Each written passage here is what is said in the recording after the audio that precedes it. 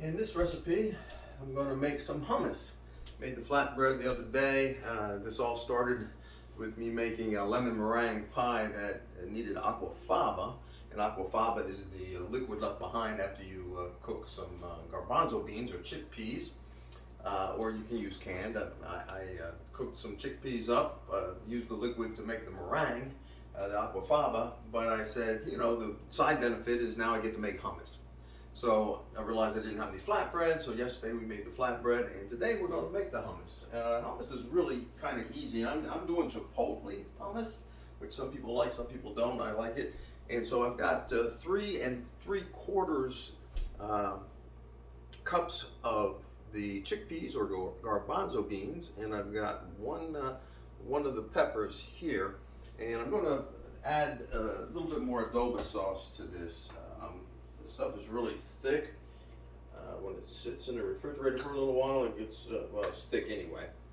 But I'm just going to add a tablespoon of the adobo sauce to the chipotle pepper and the garbanzo beans. And I'm going to say garbanzo beans sometimes and chickpeas sometimes, not because I'm trying to be fancy or anything, but because sometimes I forget what it's called, and I use one name or I use the other.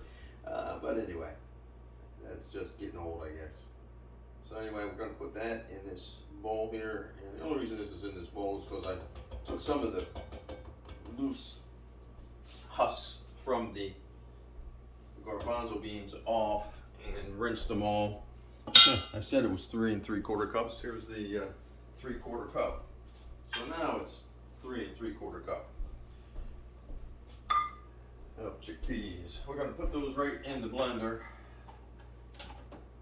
Actually, we're not going to put those right in the blender. I'm going to put my liquids in the blender first. And I'm going to start with about 4 tablespoons, simply 4 tablespoons of water in the blender. You don't need to watch me do that, but that's what I'm about to do. Now, I know this calls for fresh squeezed lemon juice. I don't use fresh squeezed lemon juice, or very rarely do I, because I have found a product that I really like. It's actually what I made the lemon meringue pie with the other day. Instead of lemon, I zested a lemon, and then I used 16 tablespoons. 1 packet equals approximately a tablespoon. It works out for me in cooking for a tablespoon. Excuse me. Of this true lemon. Good product. I use the same thing with lime. If a recipe calls for lime, I use a packet of lime for a tablespoon, and I always add water to the exact spot. Now this is going to need yes, sure it is. This is going to need 6 tablespoons of lemon juice. 1, 2, 3, 4,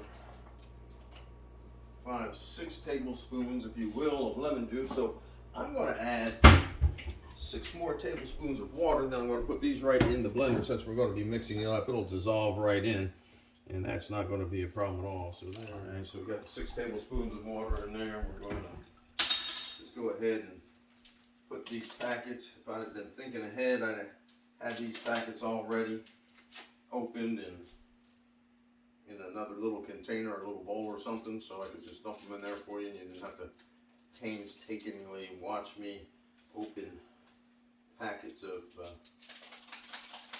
lemon. All right, so we got the 6 tablespoons of lemon. We got the, starting off with 4 tablespoons of cold water. We're going to put in, it says 1 to 2 teaspoons of salt. I'm not a big salt guy, and so if it says 1 to 2, I'm just going to put 1 in. If I think it needs more salt, we can add that in at the end of the recipe when we're checking the tastes.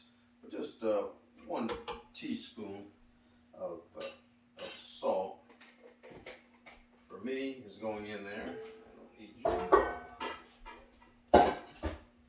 And the cumin, or cumin, however you pronounce it. Cumin is 1 teaspoon also, ground cumin. Put that right in there. Alright, get it off level. My dad was a biology teacher, and he taught me how to make sure things are even. There we go.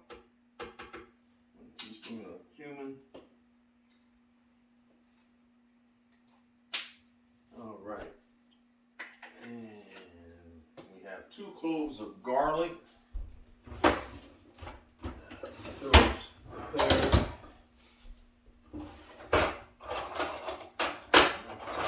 There you are. Get those prepared. Got to take the husks off of those. So you got them nice and shiny. Sometimes I need to cut it, but it looks like this is going to cooperate for me. There's one. You can certainly use more garlic if you like garlic. I like garlic. I may add some more garlic in again at the end of the recipe, depending on what the flavor is when we're done with the original recipe. Alrighty, and two cloves. All right, we're moving into tahini. 8 tablespoons of tahini. Tahini's some good stuff. That's tablespoons. This is what made with sesame seed, if I'm not mistaken. Now I always put the liquid stuff in first, liquid and spices in the blender first if I'm doing nothing but blending. That way it's got a good liquid base over the blades, and we're good to go that way. So we got the tahini, we got the garlic, we got the cumin, we've got the salt, we've got the lemon juice, we've got the cold water. Now all we need is the 3 1/4 cups chickpeas and the chipotle pepper. Oh, we got the adobo sauce and the chipotle pepper that we're going to put in there. Set that aside, and that's right here. Get all that in.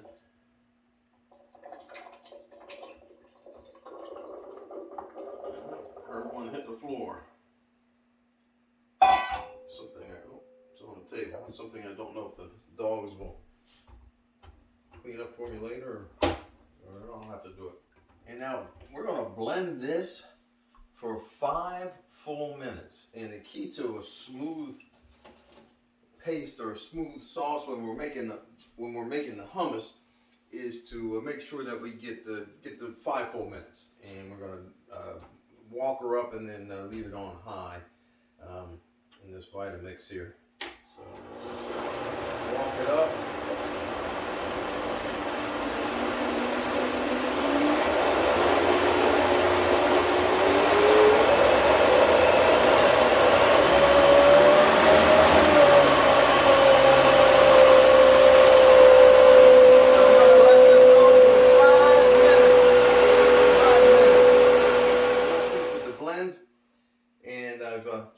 Got a little bit out, came out great. I tasted it.